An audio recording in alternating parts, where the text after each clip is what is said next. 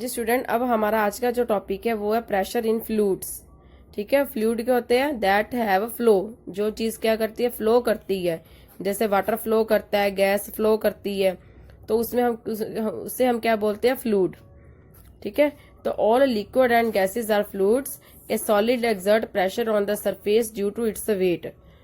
मतलब कोई भी जो सॉलिड चीज है वो किसी भी सरफेस पे प्रेशर एक्सर्ट क्यों करती है? अपने वेट के कारण। सिमिलरली जो fluid have weight and they also exert pressure on the surfaces. They also exert pressure on the base and walls of the container in which they are closed. इसलिए जो gases और liquid है वो भी क्या करते हैं? कंटेनर के बेस पे और कंटेनर की वॉल्स पे प्रेशर एक्सर्ट करते हैं जहां पे उनको रखा जाता है। Pressure exert in any confined mass of fluid is transmitted under undiminished in all direction. जो प्रेशर एक्सर्ट करते हैं, जो मतलब फ्लूइड है, वो उनका जो प्रेशर है वो हर डायरेक्शन में क्या हो जाता है? फैल जाता है। अब आगे नेक्स्ट टर्म हमने करनी है बायोन्सी। बायोन्सी की है, have you ever had a swim in A pool and felt lighter. मतलब कभी आपने स्विमिंग पूल में स्विमिंग की है और आप अपने आप को हल्का महसूस करते हो। Have you ever drawn water from A well and fail that the bucket of water is heavier when it is put out of water. जब आपने कभी वेल मीन्स कुएं में से कभी पानी की बाल्टी निकाली हो और आपने जब पानी की बाल्टी को ऊपर खींचते हो तो आपको भारी लगती है। क्यों? Have you ever wonder why ship made of iron and steel does not sink in sea water. मतलब कभी आपने देखा है कि जो शिप लोहे और स्टील की बनी है वो कभी पानी में नहीं डूबती। But while the same amount of iron and steel in the form of sheet would sink. But वही आयरन और जो स्टील अगर हम उनको शीट की फॉर्म में लेंगे तो वो पानी में क्या डूब जाते हैं। These question can be answer by taking buoyancy in consider. तो इन सभी क्वेश्चंस के जवाब हम तभी दे सकते हैं जब हमें बायोन्सी का टर्म समझ आए। तो इस टर्म को समझने के लिए चलो एक एक्टिविटी करते हैं। तो एक्टिविटी क्या है? Take an empty plastic bottle, close the mouth of bottle with an air tight stopper. मतलब एक एम्प्टी प्लास्टिक की बोतल हो और उसके माउथ को कोई एयर टाइट स्टॉपर से बंद कर दो। Put in a bucket field with water. ठीक है, आप उस वाटर की बोतल को, प्लास्टिक की बोतल को पानी से भरी बकेट में डाल दो। तो आप देखोगे जो बोतल है वो क्या करेगी? फ्लोट करेगी। Now push the bottle into water. आप बोतल को पानी में पुश करो। You feel that an upward push. आप जब नीचे पुश करोगे तो बोतल थोड़ी देर बाद फिर ऊपर आ जाएगी। तो आप जैसे जैसे नीचे करने की कोशिश करोगे बार बार ऊपर आ जाएगी। तो इसे हम क्या बोलते हैं? Upward push. Try to push it further down. You will find that it is difficult to push deeper and deeper. This indicates that water exert a force on the bottle in upward direction. तो इससे हमें क्या पता लगता है कि जो water है वो प्लास्टिक की बोतल पे प्रेशर एक्सर्ट कर रहा है इन अपवर्ड डायरेक्शन में। इन अपवर्ड डायरेक्शन में जो वाटर की बोतल पे पानी क्या प्रेशर एक्सर्ट करता है। This upward force exert by water goes on increasing as the bottle is pushed deeper till it is completely immersed. मतलब ये जो अपवर्ड फोर्स है जो वाटर बॉटल पे लगा रहा है वो बढ़ती जाती है जैसे जैसे आप बोतल को क्या करेंगे? नीचे डीपर मतलब धकेलने की कोशिश करते हैं ताकि वो पानी में पूरी तरह डूब जाए। Now release the bottle. अब आप बॉटल को आप छोड़ दो। It bounces back to the surface. आप देखोगे जो बॉटल है वो फिर सरफेस पे आ गई है। ठीक है, does the force due to gravitational attraction of the earth act on this bottle.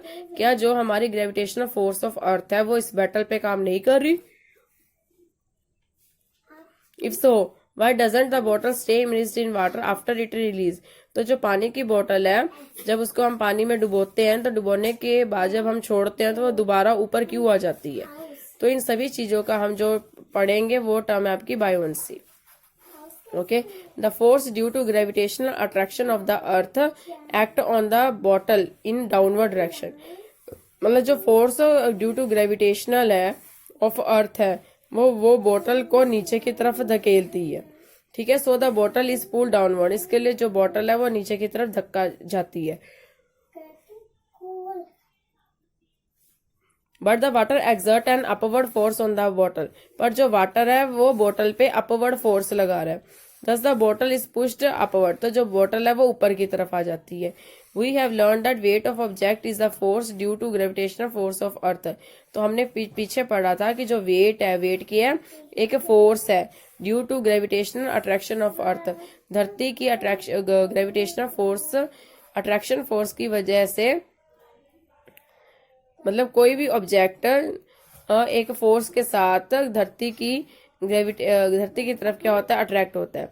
When the bottle is immersed, जब हम बोतल को पानी में डुबोते हैं, the upward force exert by the water on the bottle is greater than wait.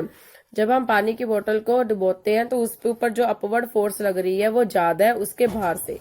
Therefore it rise when release, इसलिए वो ऊपर आ जाती है जब हम उनको रिलीज करते हैं। To keep the bottle completely immersed, the upward force on the bottle due to water must be balance. ठीक है, मतलब ताकि जो बॉटल है वो पूरी तरह पानी में डूब जाए, तो उसके लिए हमें जो अपवर्ड फोर्स है उसको डाउनवर्ड फोर्स से क्या करना पड़ेगा, बैलेंस करने पड़ेगा। ये हम उसको कैसे अचीव कर सकते हैं, बाय हम इसको कैसे करते हैं, अगर हम कुछ लिक्विड उस वाटर की बॉटल में डाल देते हैं। This can be achieved by externally applied force acting downward. तो हम इसे कैसे कर सकते हैं, अगर बाहर से हम कोई क्या लगा रहे हैं, फोर्स लगा रहे हैं जो उसको नीचे की तरफ धकेलती है। ठीक है, हाँ जी स्टूडेंट, अब आगे देखो, आगे क्या है। The upward force exert by the water on water bottle is known as upthrust और बायोन्सी फोर्स। मतलब जो पानी है वो बोतल पे जो अपवर्ड फोर्स लगा रहा है उसको हम क्या बोलते हैं, अपथ्रस्ट और बायोंट force. In fact all object experience a force of buoyancy when they immersed in fluid. मतलब कोई भी ऑब्जेक्ट है अगर हम उसको पानी में डालते हैं तो वो अपवर्ड फोर्स को फील करता है। The magnitude of बायोंट force depend करती है डेंसिटी ऑफ द फ्लूइड पे। मतलब कोई भी ऑब्जेक्ट कितनी बायोंट फोर्स को फील कर रहा है वो किस पर डिपेंड करती है, उसकी डेंसिटी पे। ठीक है, डेंसिटी क्या होती है, mass per unit, mass upon volume. ठीक है, तो नेक्स्ट हमारा टॉपिक है वाई ऑब्जेक्ट फ्लोट और sink when placed on the surface of water. मतलब कोई ऑब्जेक्ट है वो पानी में तैरते या फिर डूबते क्यों हैं, जब हम उनको पानी में डालते हैं। तो इसके लिए हम कुछ एक्टिविटी करते हैं। तो take a beaker filled with water, take an iron nail and place on the surface of the water. मतलब एक बिकर लो, उसमें पानी से भर लो और उसमें क्या एक आयरन नेल डालो। तो आप क्या देखोगे कि जो आयरन नेल है वो पानी में तैरती है या फिर डूब जाती है। ठीक है, the iron nail sink, sink का क्या मतलब होता है, डूब। जो आयरन नेल है वो डूब जाती है। The force due to the gravitational force of earth on the iron nail pull it downward. मतलब जो ग्रेविटेशनल फोर्स ऑफ अट्रैक्शन है अर्थ की, वो आयरन नेल को पानी में क्या कर देती है, धकेलती है और वो क्या डूब जाती है। There is a upthrust of water on the nail which push it upward. अब पानी की जो अपथ्रस्ट है या पानी की जो अपवर्ड फोर्स ऑफ अट्रैक्शन है वो नेल को क्या ऊपर की तरफ धकेलती है। बट द जो डाउनवर्ड अट्रैक्शन है वो ग्रेटर है, किसके दर से, अपथ्रस्ट से। मतलब जो धरती की ग्रेविटेशनल फोर्स है वो ज्यादा है एज कंपैरिजन टू जो पानी की अपवर्ड फोर्स है। इसकी वजह से जो आयरन नेल है वो क्या डूब जाती है। यहाँ पे देखो, जैसे आयरन नेल है, ठीक है, आयरन नेल एक पानी का बिकर लिया हुआ है तो इसमें आयरन नेल डाली हुई है, तो आयरन नेल है वो नीचे डूबी हुई है। आयरन नेल नीचे क्यों डूबी है, बिकॉज यहाँ पे जो gravitational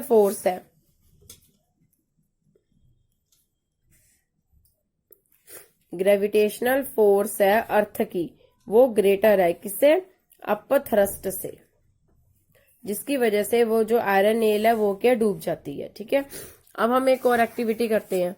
take a beaker filled with water, take a piece of cork and iron nail of equal mass. मतलब एक कॉर्क लेनी है जो लकड़ी की बनी है और आयरन नेल लेनी है, ठीक है, जो लोहे की बनी है, और दोनों का मास क्या बराबर हो। Place them on surface of water, दोनों को पानी के सरफेस पे रखो। Observe what happen. तो अब आप क्या देखते हो, जो कॉर्क है वो क्या करती है, फ्लोट करती है, पर जो आयरन नेल है वो सिंक कर जाती है। जो ये देखो कॉर्क है वो पानी में तैर रही है, जो आयरन नेल है वो पानी में क्या डूब जाती है। ठीक है, तो इसका रीजन क्या है, because of difference in their density. दोनों की डेंसिटी में क्या फर्क है।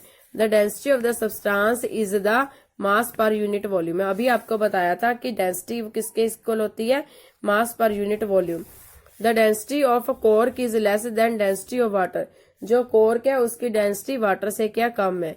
This means that upthrust of water on the cork is greater than weight of the cork. अगर उसकी डेंसिटी कम है, इट मीन्स उस पे जो कॉर्क है उस पे वाटर की जो अपवर्ड फोर्स है वो ज्यादा लग रही है as comparison weight of the cork. मतलब उसके भार से, जो भार के बदले मतलब उसके ऊपर जो अपवर्ड फोर्स है वो ज्यादा लग रही है, इसलिए जो कॉर्क है वो क्या कर जाती है, फ्लोट कर जाती है, पानी में क्या तैर जाती है। ठीक है। बट जो आयरन नेल है उसकी जो डेंसिटी है वो ज्यादा है, किससे, वाटर की डेंसिटी से। This means that upthrust of water on iron nail is less than weight of nail. It means जो वाटर की जो अपवर्ड फोर्स है वो कम है as comparison to weight of the nail, इसलिए वो नेल क्या सिंक कर जाती है, वो डूब जाती है। Therefore object of less density than of liquid float on water, इसलिए जो ऑब्जेक्ट जिनकी डेंसिटी पानी से कम है, ठीक है, वो पानी पे क्या तैरते हैं, पर जिन ऑब्जेक्ट की डेंसिटी पानी से ज्यादा है तो वो पानी में क्या कर जाते हैं, डूब जाते हैं। ठीक है। तो अब जैसे अब यहाँ पे क्वेश्चन है, why it is difficult to hold a school bag having a strap made of thin and strong thin. तो मतलब हमें जो, अगर आपका स्कूल का बैग है, जब उसको आप होल्ड करते हो तो अगर उसकी जो स्ट्रैप है, जब आप अपने शोल्डर पे लेते हो, अगर वो पतली हो और स्ट्रॉन्ग हो तो उसको होल्ड करना क्यों डिफिकल्ट है। ठीक है। तो उसका रीजन है, उसका आपका आंसर क्या है कि अगर आपकी जो स्ट्राइप है वो इतनी है, ठीक है, स्ट्राइप इतनी होने की वजह से इस पे की जो थ्रस्ट लगनी है, थ्रस्ट क्या लो है, जिसे आपको होल्ड करना डिफिकल्ट होता है। अगर आपकी स्ट्राइप इतनी चौड़ी है, ठीक है, तो उस पे जो थ्रस्ट है आपकी वो ज्यादा लगती है, थ्रस्ट, इसका एरिया ज्यादा है, थ्रस्ट कम है, इसे होल्ड करना क्या हो जाता है, इजी रहता है। ओके। तो नेक्स्ट है, what do you mean by buoyancy. तो अभी मैंने बताया बायोन्सी क्या होती है। Buoyancy it is the upward force acting on the bottle. तो ये आ गया। अब बायोन्सी क्या होती है, the upward force exert by the water on bottle is known as upthrust और बायोन्सी फोर्स। तो ये आपने क्वेश्चन सेकंड का आंसर यहां से करना है। ठीक है। अब नेक्स्ट आपके पास आ जाता है, why does an object float और sink when placed on the surface of water. ठीक है। तो आपने उसका रीजन क्या लिखना है,